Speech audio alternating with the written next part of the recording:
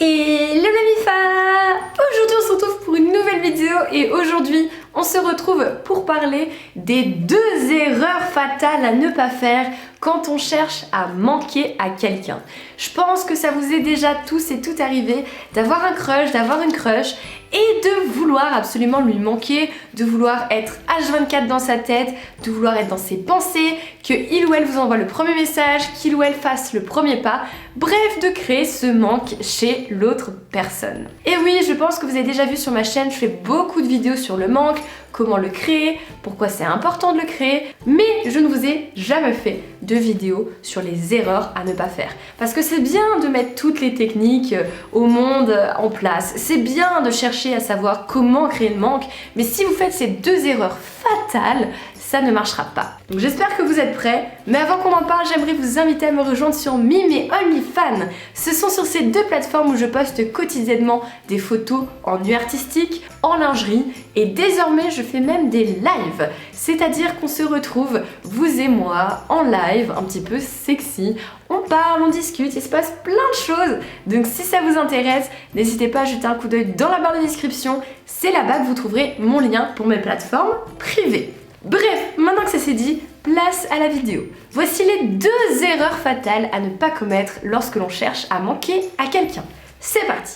Alors la première erreur à ne surtout pas faire et qu'on fait tous, surtout de nos jours, on est tellement connectés, ça va être d'écrire à cette personne en permanence. Que ce soit via Instagram, via Snapchat, via les réseaux sociaux, via WhatsApp, bref, n'importe quel type de message qu'on peut envoyer, si on est toujours en communication, on ne peut pas créer le manque. Parce qu'au final, on garde toujours une connexion. Et le truc le plus important quand on cherche à créer le manque, c'est de mettre la connexion et d'enlever la connexion. Et malheureusement, même si on a distance, les réseaux sociaux, etc., ça ne nous aide pas à créer le manque, ça ne nous aide pas à couper cette connexion. Et quand je dis qu'il ne faut pas être en communication tout le temps, je vous dis qu'il ne faut pas s'envoyer plus de 3 messages par jour.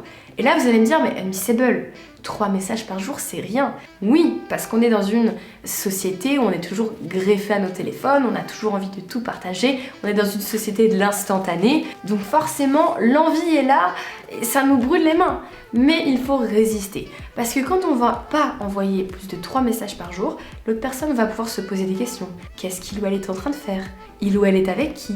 Ça va créer le doute. Et quand il y a un doute, il y a le manque. Parce que si vous êtes toujours sur votre téléphone à répondre, à dire ce que vous faites, vous allez devenir acquis ou acquise. Et ça va être normal pour cette personne que vous soyez toujours là. Alors que non, on ne veut pas que ce soit la norme.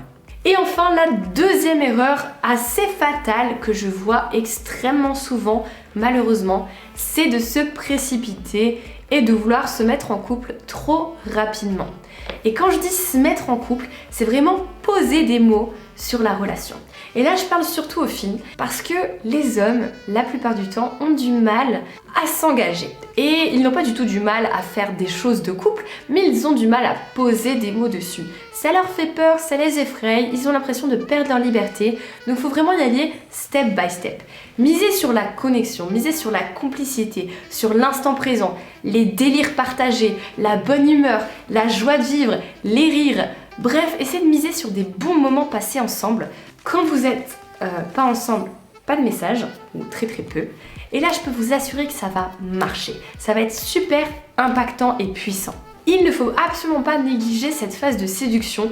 Et un truc que vous oubliez, qui est super important, c'est que l'autre doit faire des efforts pour être avec vous, pour être à la hauteur. Il ne faut pas se négliger parce que la plupart du temps, quand on a envie de se mettre en couple avec quelqu'un, on a envie de plaire à cette personne et on va tout donner pour que ça marche. On va tout donner pour lui plaire, pour être comme ci, comme ça, pour rentrer dans les cases. Et on oublie que cette personne doit aussi nous plaire, que cette personne doit aussi faire ses preuves, qu'elle doit nous séduire. Et je peux vous assurer que si vous prenez ce mindset, que si vous pensez comme ça, la personne, elle va se rendre compte de la chance qu'elle a.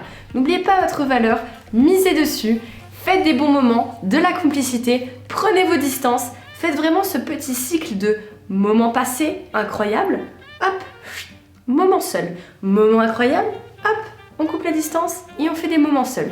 Et je peux vous assurer que là, vous allez être dans sa tête H25.